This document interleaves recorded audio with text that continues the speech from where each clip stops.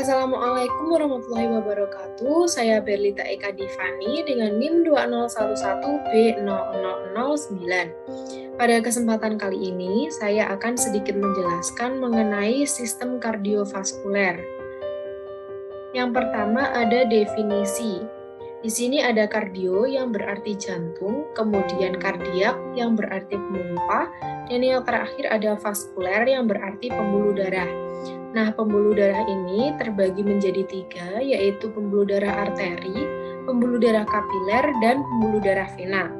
Jadi dapat disimpulkan bahwa kardiovaskuler merupakan sistem transportasi tubuh atau sistem peredaran darah, di mana proses pengedaran berbagai zat yang diperlukan oleh tubuh dan sekaligus pengambilan zat yang tidak diperlukan untuk kemudian dikeluarkan dari tubuh. Selanjutnya ada komponen.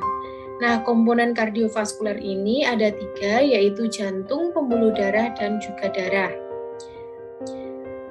Dan selanjutnya ada anatomi jantung manusia. Ini seperti yang sudah kita pelajari bersama ya teman-teman, jadi nanti bisa direview sendiri. Selanjutnya ada fungsi jantung. Jantung merupakan organ pemompa darah yang paling besar, berupa otot, berbentuk kerucut, berongga, dengan basisnya di atas dan puncaknya di bawah. Jantung ini terletak di dalam rongga toraks di antara dua paru-paru agak miring ke kiri. Jadi gambarannya jantung ini terletak di tengah-tengah paru-paru ya teman-teman. Kemudian untuk ukurannya kurang lebih sebesar kepalan tangan. Jadi kurang lebih kepalan tangan kita masing-masing ya teman-teman. Gambarannya seperti ini. Kemudian beratnya sekitar 250 sampai 350 gram.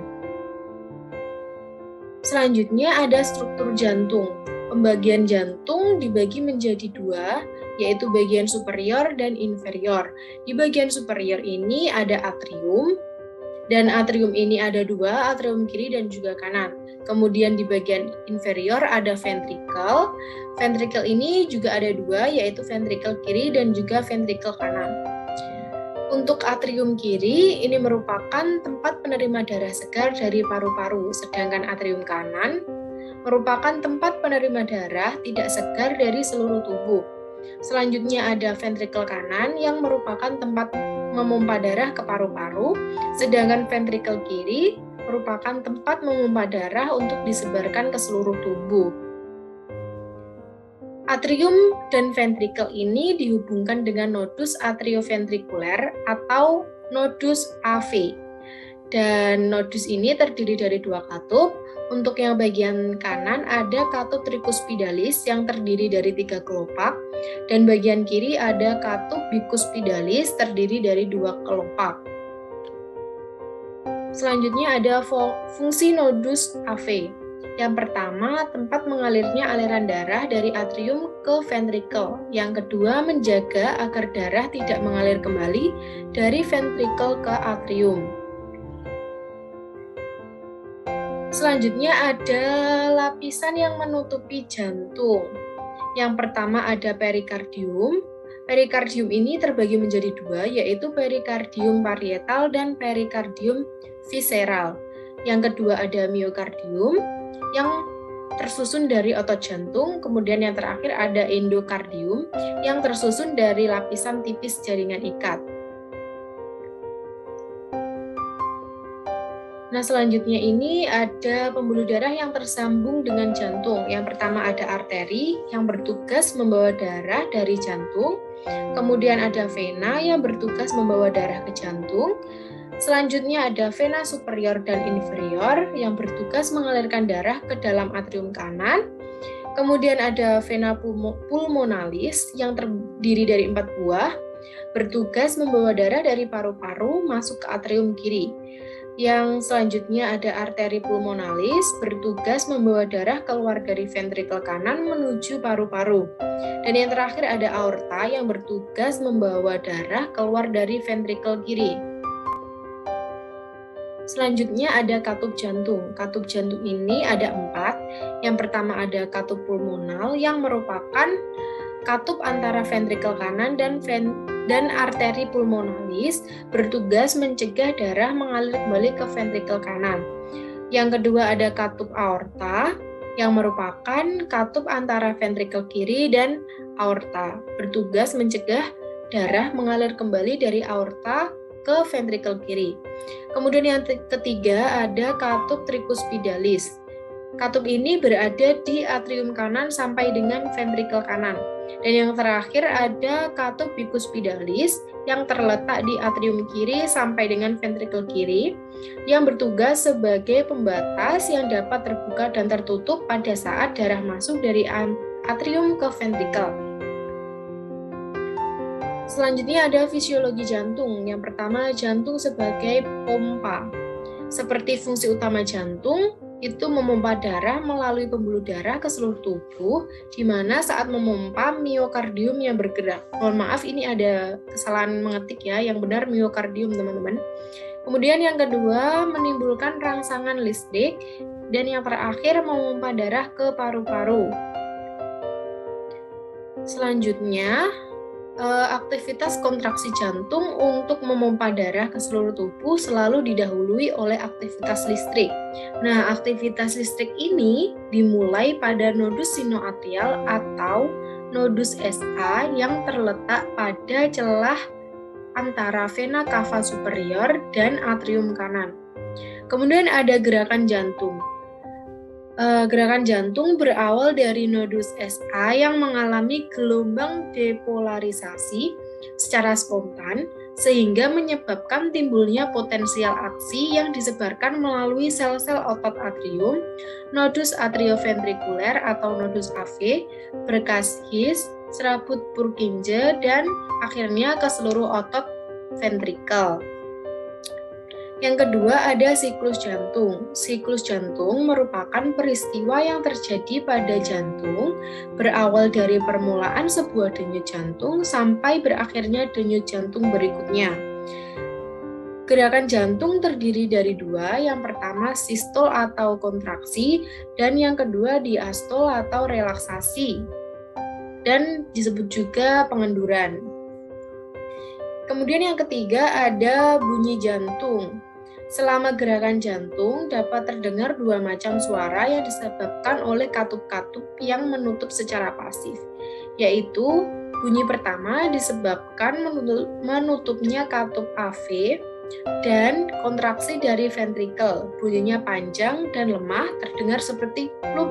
Kemudian yang bunyi kedua disebabkan karena menutupnya katup aortik dan pulmoner sesudah kontraksi dari ventrikel. Bunyinya pendek dan tajam, terdengar seperti duk. Yang keempat ada debaran jantung atau debaran apex. Pukulan ventrikel kiri kepada dinding anterior yang terjadi selama kontraksi ventrikel.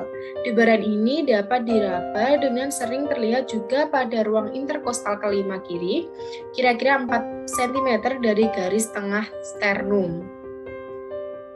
Yang kelima ada denyut arteri.